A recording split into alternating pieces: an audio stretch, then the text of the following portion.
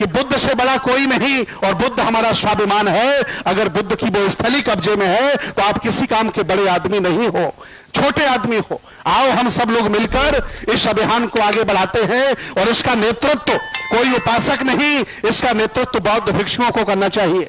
मैं निवेदन करूंगा, समन्वय समिति में हमारा सुझाव है कम से कम भारत के 100 बौद्ध भिक्षुओं को इससे जोड़ा जाए, मेरी मदद ली जाए। हम हर जिले के, हर राज्य के जिंदा बौद्ध भिक्षुओं का नंबर देंगे जो साधन संसाधन वाले हैं, समाज में काम करते हैं, जो 1000-2000 लोगों को इकट्ठा करने की ताकत रखते हैं।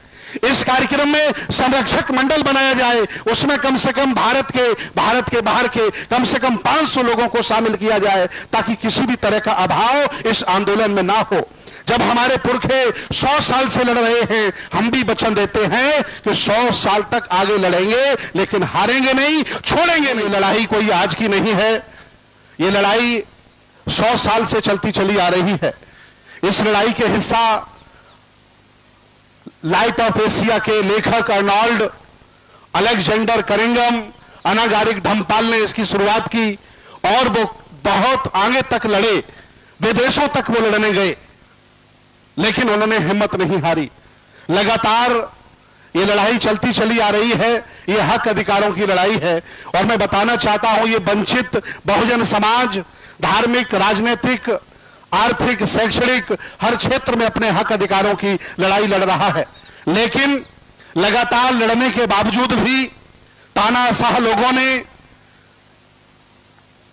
और मनवादी विचारधारा के लोगों ने बौद्धों को कभी भी मान सम्मान नहीं दिया और उन्हें उनकी विरासत वापस नहीं दी। अर्थात आज ये पूरे देश में आंदोलन चल रहा है, जितने भी बौद्ध हैं, अम्बेडकरवादी हैं, चिंतित हैं कि आखिर हमारा वो स्थान जहां तथागत बुद्ध ने एक धम्म का आविष्कार किया था, वह स्थान उन लोगों से कब आजाद होगा जो लोग हमारी संस्कृति और सभ्यता के दुश्मन हैं।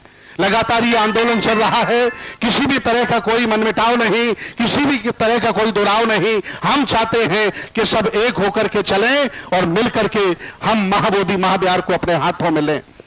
आंदोलन चला, तमाम चीजें आती रही, जाती रही, लेकिन लोगों का मनोबल नहीं टूटा, लोग हिम्मत नहीं हारे और उसका परिणाम है कि आज पूरे देश के लोग जंतर मंतर पर इकट्ठा है। मैं आह्वान पहले भी किया है, मैंने कहा कि यह बोध गया मुक्ति आंदोलन तभी होगा जब बिहार के लोगों को इसमें शामिल किया जाए।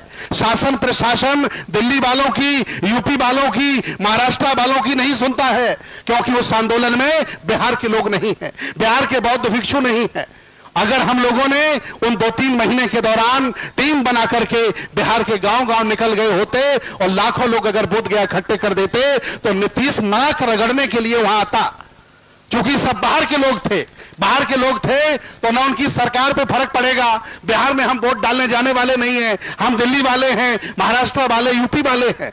ये बहुत चूक हुई है जो आंदोलनकारी लोगों को सोचना चाहिए था। मैं बराबर कहता रहा, मैं आज फिर निवेदन करूंगा कि आपसी अभिमान, घमंड, ऊंचाई और नीचाइयों को दरकिनार करके एक समन्वय समिति बनाई जाए और वो समन्वय समिति पूरे भारत में इस आंदोलन को चलाए, सारे लोग मिलकर के साथ दें। और अगर ऐसा होता है तो मुझे भी एक हिस्सा उसका बनाइए, मैं आर्थिक सहयोग स्वयं करूंगा और पूरे भारत के लोगों से करवाऊंगा, क्योंकि ऐसी कोई जगह नहीं भारत में जहां हमें जानने वाले, पहचानने वाले लोग नहीं रहते हैं। हम चाहते हैं, हम युवा हैं, ऊर्जावान हैं, हम हमेशा आंदोलन करते रहे हैं। ये आंदोलन नहीं, किसान आंदोलन में भी हमने 1 साल 3 महीने का वक्त गुजारा है। अगर इनका बड़ा दिल होता, मैं हालांकि बोध गया आंदोलन में गया, वहां बैठा, जब देखा कि यहां व्यक्तिवाद, जातिवाद चरम सीमा पर है तो मुझे बहुत दुख हुआ और मैं वहां से अपने आप को लेकर के वापस यूपी आ गया।